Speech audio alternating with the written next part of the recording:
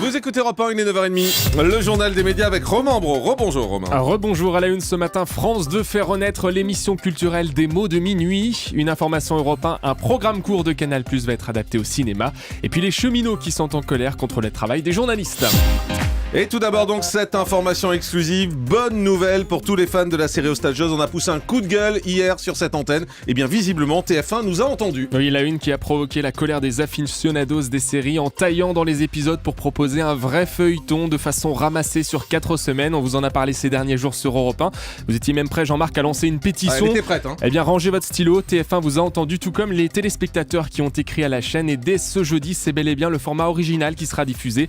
Le format 42 minutes comme aux États-Unis pour les épisodes 5, 6, 7 et 8 au lieu des 28 minutes comme la semaine dernière. Preuve que ça sert de pousser un coup de gueule. Parfois, on arrive à obtenir gain de cause. Voilà, et on dit bravo à TF1 au passage parce que c'est bien, ils ont réagi très vite puisque nous, on vous en a parlé hier matin. Ils ont réagi très vite face à ce coup de gueule qu'on a poussé et à cette pétition qu'on s'apprêtait à lancer. Donc bravo à la une, il faut le dire aussi de temps en temps. Merci qui ? Merci Jean-Marc. Des cheminots en colère contre les journalistes concernant la grève de la SNCF. Oui, la CGT Cheminot qui a exprimé son mécontentement hier après la couverture journalistique de la grève qui a perturbé le trafic pendant une douzaine de jours. Pour eux, il s'agissait d'une campagne de stigmatisation et de diffamation envers les cheminots en grève. Le secrétaire général du syndicat a adressé une lettre ouverte d'ailleurs de 4 pages à tous les professionnels de l'information qui ont relayé selon lui ragots et calomnies. Laurent Geoffrin a réalisé son grand oral hier pour devenir directeur de la rédaction de Libération. Oui, une présentation qu'on pouvait voir sur internet. Laurent Geoffrin a exposé son projet hier devant les salariés. Libé en grande difficulté depuis plusieurs mois. La rédaction devra voter demain pour savoir si oui ou non elle adhère à la stratégie proposée. Une stratégie basée évidemment sur le numérique. Pour lui, il faut réinventer Libération et revoir la façon de faire de l'info. Écoutez.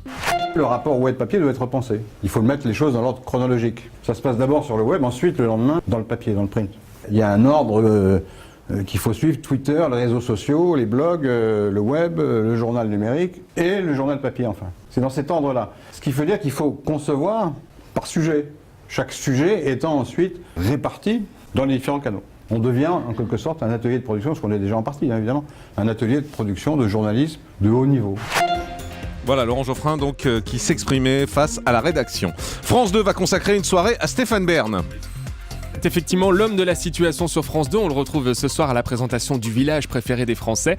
L'animateur de Secrets d'Histoire aura droit lui aussi à sa soirée spéciale. Souvenez-vous, hein, c'était déjà le cas pour Michel Drucker, pour Laurent Ruquier, pour Patrick Sébastien. Bien d'après Téléstar, un documentaire retraçant le parcours de Stéphane Bern est actuellement en préparation.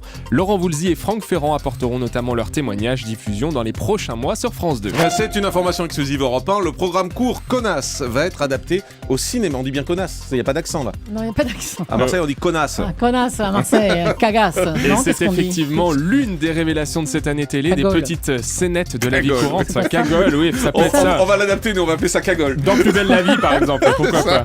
Les petites scénettes de la vie courante que vous avez pu découvrir sur Canal+, avec l'humoriste Camille Cotin qui pousse à bout des anonymes. Et bien, ce programme court a vu le jour dans le Grand Journal, dans le Before, et selon nos informations, eh bien, une version au cinéma est actuellement en préparation. Canal+ travaille en ce moment même sur cette adaptation sur grand écran. Connasse qui sera par ailleurs de retour à la rentrée. Appelez-moi Jean-Marc. L'émission des mots de minuit de retour non pas à la télé. Mais sur Internet. Je finis ces phrases, il est dans un Effectivement, état. l'émission avait été supprimée l'an dernier pour raisons budgétaires, un choix pas forcément compris à l'époque. Philippe Lefebvre nous avait dit ici même sur Europe 1 que son émission reviendrait sous une autre forme. Et bien ce sera donc sur la toile. L'émission culturelle va revoir le jour, mais sur Internet, des mots de minuit, une suite qui sera visible sur la plateforme en ligne Culture Box, un peu comme une grande bibliothèque avec des entretiens, des chroniques, mais aucun direct. Une façon de toucher également un autre public. Une chaîne a vécu ses dernières heures et s'est éteinte cette nuit. Oui, Énergie Paris, chaîne locale, petites sœurs d'Énergie 12 que l'on trouve sur la TNT en Ile-de-France depuis 2008. Eh bien, cette chaîne en difficulté financière a cessé sa diffusion.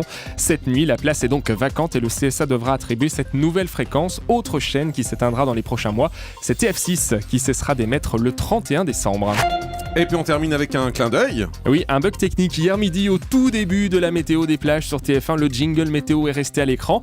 Evelyne Delia s'est fait surprendre. On entendait les mouettes, la plage, mais Evelyne à l'écran, elle ne savait pas si oui ou non elle était à l'antenne.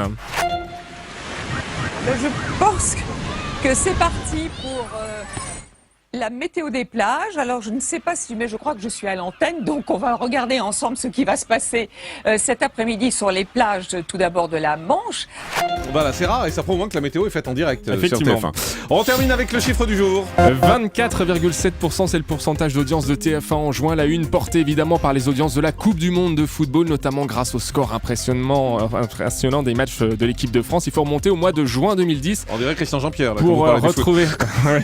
Pourquoi il va fou, Effectivement. lui, il cherche ses mots. On l'a écouté dans le zapping, hein, Julie, merci, vous Là, deviez tout à dormir. l'heure Oui. moi, je pensais à mon fils. Ouais, c'est sympa. Il faut remonter au mois de juin 2010 pour trouver une telle moyenne mensuelle lors de la précédente Coupe du Monde. En revanche, c'est la soupe à la grimace chez les concurrents. Et évidemment, France 2 est à 13,5% d'audience en moyenne. Le mois dernier, même chose pour France 3 Canal+, à 8,9% et 2%.